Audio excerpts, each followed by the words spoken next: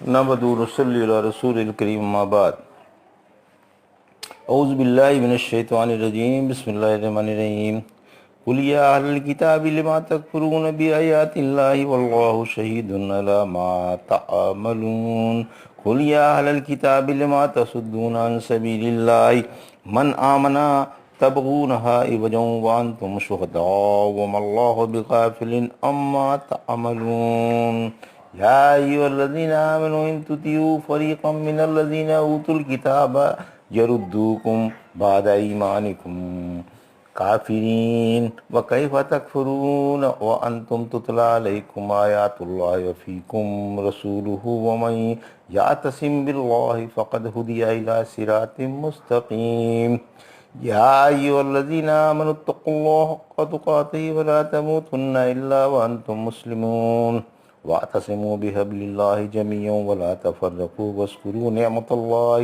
علیکم اذ کنتم اعداء فالف بین قلوبکم فاصبحتم بنعمتہ اخوانا وکنتم علی شفا حفرۃ من النار فانقذکم منہا کذلک یبین اللہ لکم آیاتہ لعلکم تہتدون۔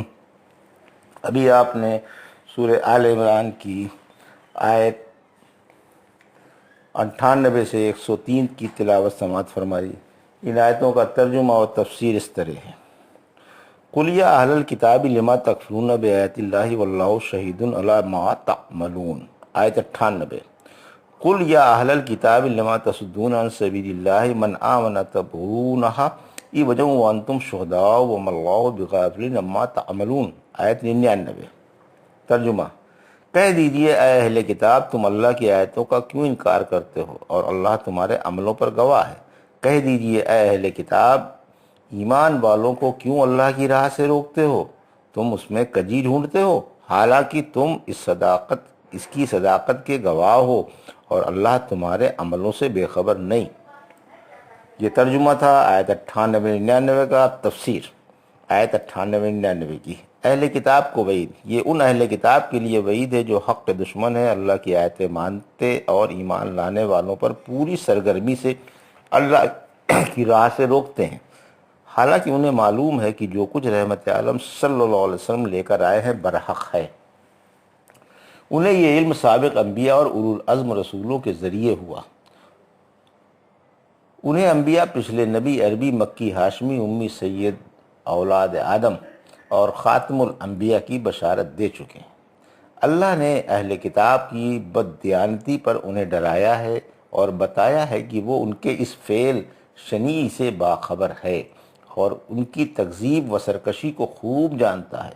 چونکہ انہوں نے سابق انبیاء کی بات نہیں مانی اور رسول موعود صلی اللہ علیہ وسلم کو جھٹلایا، اس لیے اللہ انہیں ان کے اس فعل کی قیامت کے دن سزا دے گا، جس دن نہ مال کام آئے گا، نہ اولاد، نہ کوئی مددگار ہوگا اور نہ کوئی سفارشی۔ یا ایھا الذین آمنوا ان تطیعوا فریقا من الذین اوتوا الکتاب یردوکم بعد ایمانکم کافرین۔ آیت 100۔ وکیف تکفرون وانتم تتلی علیکم آیات اللہ وفیکم رسولہ ومن یعتصم باللہ فقد ہدی الی صراط مستقیم۔ آیت 101۔ ترجمہ: اے ایمان والو، اگر تم اہل کتاب کی ایک جماعت کا کہنا مان لو تو وہ تمہیں تمہارے ایمان کے بعد کفر میں لوٹا دیں گے، اور تم کیسے کفر کرتے ہو حالانکہ تمہیں اللہ کی آیتیں پڑھ کر سنائی جاتی ہیں اور تم میں اس کا رسول بھی موجود ہے، اور جو اللہ کا دین مضبوط پکڑ لے وہ سیدھی راہ پر پہنچا دیا گیا۔ یہ ترجمہ تھا آیت 100 اور 101 کا۔ اب تفسیر آیت 100۔ مسلمان اہل کتاب کی بات نہ مانیں۔ مسلمانوں کو ہوشیار کیا گیا ہے کہ وہ ہرگز اہل کتاب کی اطاعت نہ کریں، کیونکہ یہ مسلمانوں سے جلتے ہیں، اور جلن اس بات کی ہے کہ اللہ نے ان میں اپنا فضل یعنی رسول کیوں بھیجا۔ سورہ بقرہ کی آیت 109 میں فرمایا، اکثر اہل کتاب تم سے جلنے کی وجہ سے چاہتے ہیں کہ تمہیں ایمان لانے کے بعد پھر کفر میں لوٹا دیں۔ آیت 101 کی تفسیر: ایمان کے بعد کفر اختیار کرنا تعجب خیز ہے، یعنی ایمان کے بعد کفر اختیار کرنا اہل عقل کا شیوہ نہیں بلکہ عقل سے بعید ہے۔ اللہ نہ کرے کہ تم ایمان لا کر مرتد ہو جاؤ، کیونکہ تمہیں روزانہ اللہ کی آیتیں پڑھ کر سنائی جا رہی ہیں، پھر اللہ کے رسول صلی اللہ علیہ وسلم بھی تم میں موجود ہیں۔ سورہ حدید کی آیت 8 میں فرمایا بھلا تم کیوں ایمان نہ لاؤ گے جبکہ تمہیں اللہ کے رسول ایمان کی طرف بلا رہے ہیں اور اللہ تم سے عہد بھی لے چکا ہے۔ ایک دن اللہ کے رسول صلی اللہ علیہ وسلم نے صحابہ رضی اللہ عنہ سے پوچھا تمہیں کون سے مومن پسند ہیں؟ بولے فرشتے۔ فرمایا بھلا وہ کیوں ایمان نہ لائیں حالانکہ وہ اپنے رب کے پاس ہیں؟ پھر انہوں نے انبیاء کا ذکر کیا تو آپ صلی اللہ علیہ وسلم نے فرمایا وہ کیوں نہ ایمان لائیں، ان پر تو وحی اترتی ہے۔ صحابہ بولے پھر تو ہم ہیں۔ فرمایا بھلا تم کیسے ایمان نہ لاتے، میں جو تمہارے سامنے ہوں۔ پوچھا پھر کون سے مومن پسندیدہ ہیں؟ فرمایا جو تمہارے بعد آئیں گے، کتابیں پائیں گے اور ان میں جو کچھ ہے اس پر ایمان لائیں گے۔ پھر فرمایا اللہ کو مضبوط پکڑ لے، وہی سیدھی راہ ہے، یعنی کتاب و سنت کو مضبوط پکڑ لینا اور اللہ ہی پر بھروسہ رکھنا ہدایت کا بہترین ذریعہ، گمراہی سے بچنے کا بہترین وسیلہ اور منزل پر پہنچ جانے کا کامل ترین سبب ہے، اور صحت و اسباب کی سیدھی راہ اور حصول مراد کا کامیاب زینہ ہے۔ یا ایھا الذین آمنوا اتقوا اللہ حق تقاتہ ولا تموتن الا وانتم مسلمون، آیت 102۔ وَاعْتَصِمُوا بِحَبْلِ اللَّهِ جَمِيعًا وَلَا تَفَرَّقُوا وَاذْكُرُوا نِعْمَتَ اللَّهِ عَلَيْكُمْ إِذْ كُنْتُمْ أَعْدَاءً فَأَلَّفَ بَيْنَ قُلُوبِكُمْ فَأَصْبَحْتُمْ بِنِعْمَتِهِ إِخْوَانًا وَكُنْتُمْ عَلَى شَفَا حُفْرَةٍ مِّنَ النَّارِ فَأَنْقَذَكُم مِّنْهَا كَذَلِكَ يُبَيِّنُ اللَّهُ لَكُمْ آيَاتِهِ لَعَلَّكُمْ تَهْتَدُونَ، آیت 103۔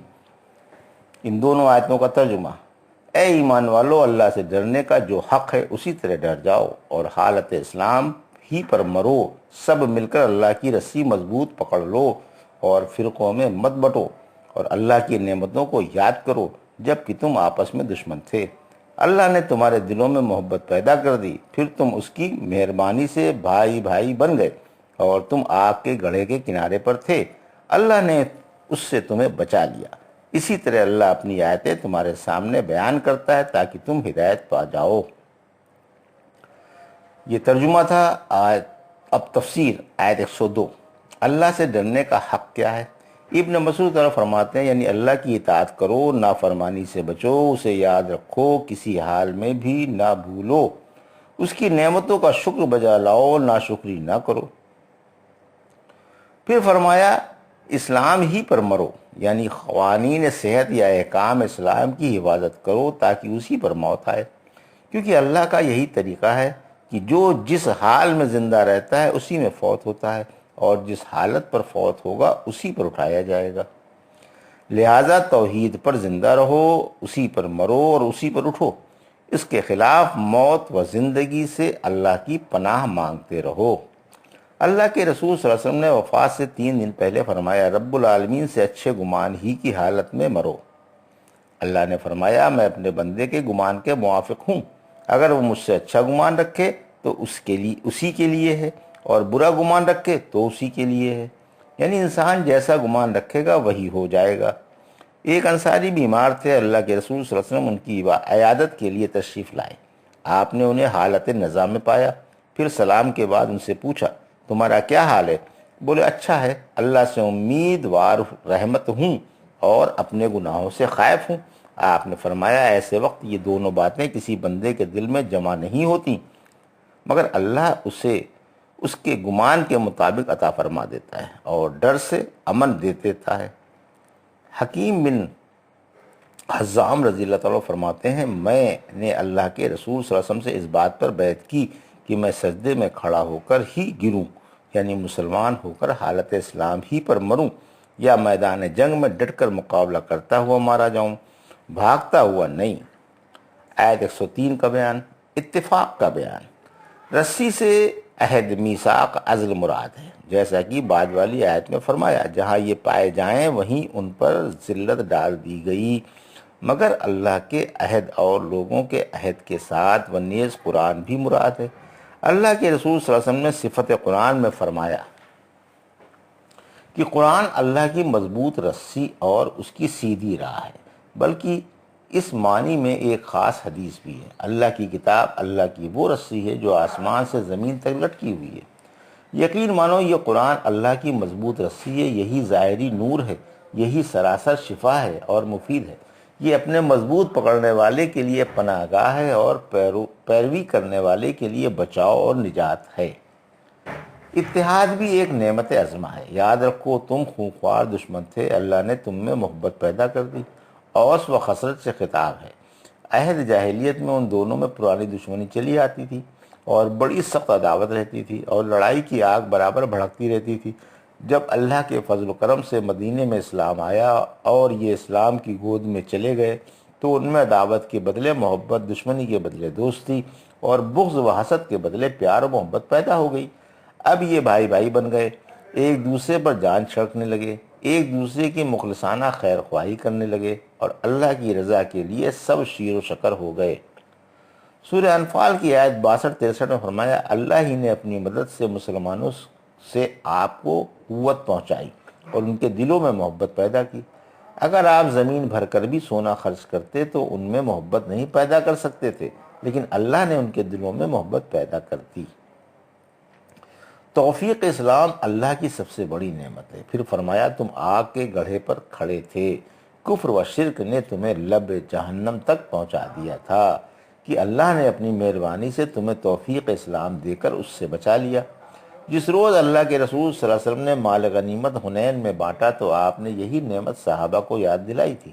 اس تقسیم سے کچھ لوگ ناراض تھے کیونکہ آپ نے حسب مصلحت کسی کو تو بہت کچھ دیا تھا اور کسی کو کچھ بھی نہیں۔ جب لوگوں نے کہا سنا تو آپ نے انصار میں کھڑے ہو کر فرمایا، اے انصار، کیا تم گمراہ نہ تھے؟ اللہ نے میری وجہ سے تمہیں ہدایت دی۔ غرض جو بات بھی آپ فرماتے انصاری یہی جواب دیتے کہ اللہ کے اور اس کے رسول صلی اللہ علیہ وسلم کے ہم پر بڑے بڑے احسانات ہیں۔ یہ تھا سورہ آل عمران کی آیت 98 سے 103 تک کا ترجمہ اور تفسیر جو ابھی آپ نے سماعت فرمائی۔ بارک اللہ لی و لکم فی القرآن الحکیم و نفعنا ایاکم بالآیات الذکر الحکیم۔